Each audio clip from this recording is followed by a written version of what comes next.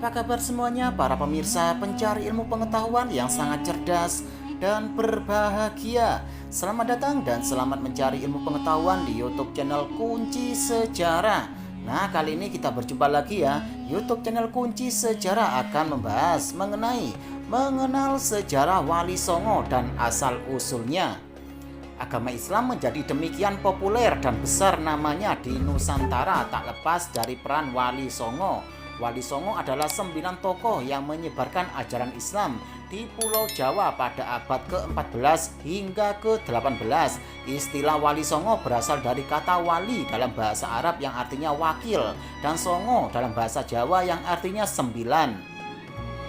Arti Wali Songo dalam bahasa Jawa, Wali Songo berarti wali yang 9, menandakan jumlah para wali yang ada 9.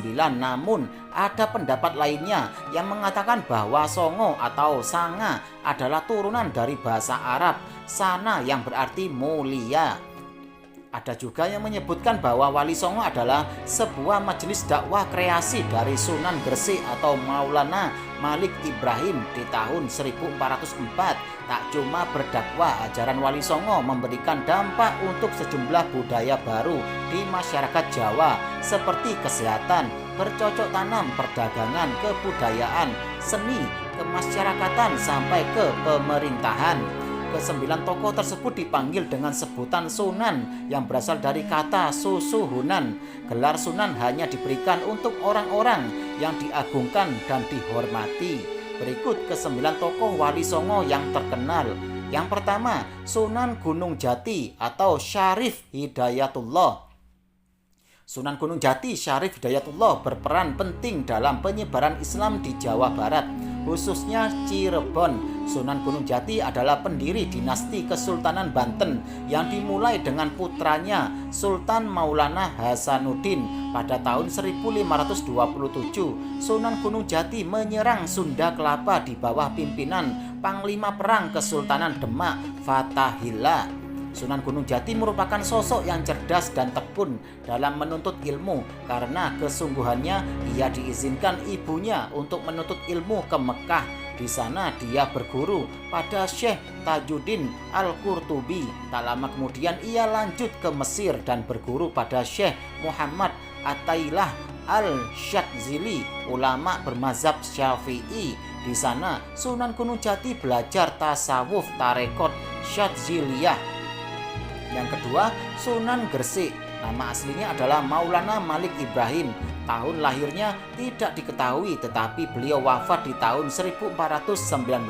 Sunan Gresik merupakan wali pertama dalam jajaran Wali Songo. Berdasarkan silsilahnya, Sunan Gresik merupakan keturunan ke-22 dari Nabi Muhammad SAW melalui Siti Fatimah yang menikah dengan Ali bin Abi Thalib. Sunan Gresik merupakan bapak dari Sunan Ampel. Selain itu, beliau juga merupakan kakek dari Sunan Bonang dan Sunan Derajat. Yang ketiga, Sunan Ampel. Nama aslinya adalah Raden Rahmat yang lahir di Kerajaan Champa, Vietnam. Beliau merupakan tokoh yang menyebarkan ajaran Islam di Jawa Timur. Sunan Ampel merupakan sunan pertama di Demak dan pemimpin asli Wali Songo. Berdasarkan silsilahnya, Sunan Ampel merupakan anak dari putri Raja Champa.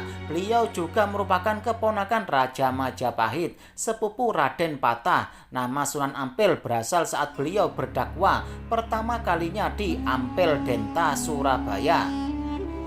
Cara berdakwah Sunan Ampel sangat pintar, mulai dari mengajarkan Moh Limo yang terdiri dari tidak berjudi, tidak mabuk, tidak mencuri, tidak menghisap obat-obatan, dan tidak berzina. Yang keempat, Sunan Bonang atau Makdum Ibrahim. Sunan Bonang adalah putra dari Sunan Ampel. Semasa hidupnya, Sunan Bonang kerap berdakwah melalui kesenian agar bisa menarik masyarakat Jawa untuk memeluk agama Islam. Pernah mendengar lagu Wijil atau Tombo Ati yang dipopulerkan oleh Opi? Kedua lagu tersebut adalah hasil karya Sunan Bonang. Untuk menambah unsur Islami dalam lagu-lagu yang digubahnya, Sunan Bonang memasukkan rebab dan bonang sebagai pelengkap dari gamelan Jawa.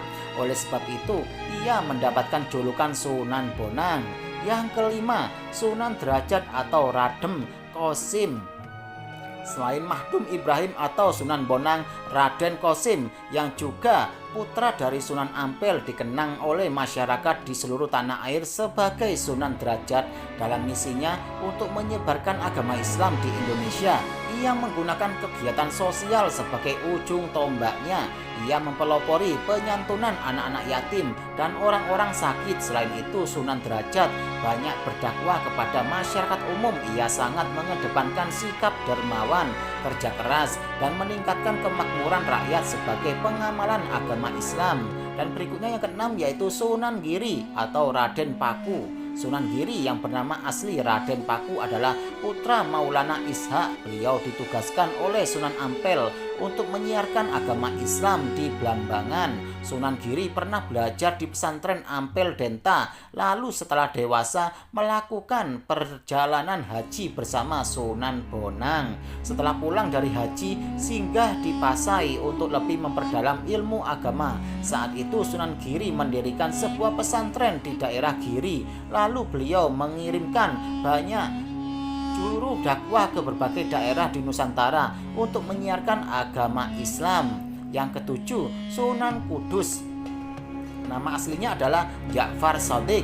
Lahir pada 9 September 1400 Masehi. Sebutan Sunan Kudus tercipta karena beliau memilih Kudus sebagai tempat berdakwah terlamanya hingga bertahun-tahun. Sunan Kudus memiliki toleransi antar agama yang sangat tinggi. Dengan begitu, cara berdakwahnya adalah dengan mendekatkan agama Hindu Buddha ke Islam. Yang kedelapan, Sunan Kalijaga atau Raden Said. Raden Said atau Sunan Kalijaga adalah anak dari Adipati Tuban bernama Tumenggung Wilatikta atau Raden Sahur. Agama Islam ia pelajari dari Sunan Bonang. Dari Sunan Bonanglah ia belajar menggunakan kesenian dan kebudayaan sebagai alat untuk menyebarkan agama Islam. Kesenian yang kerap ia gunakan untuk berdakwah adalah wayang kulit dan tembang suluk. Banyak masyarakat yang mempercayai bahwa tembang suluk, ilir, dan gundul-gundul pacul adalah hasil karya Sunan Kalijaga. Yang kesembilan, Sunan Muria atau Raden Umar Said.